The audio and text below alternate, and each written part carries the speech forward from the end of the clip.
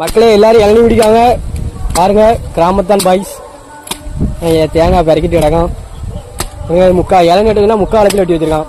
இதுதான் ஒரிஜினல் இளநீ. பாருங்க வெட்டி வெட்டி தான் பாருங்க.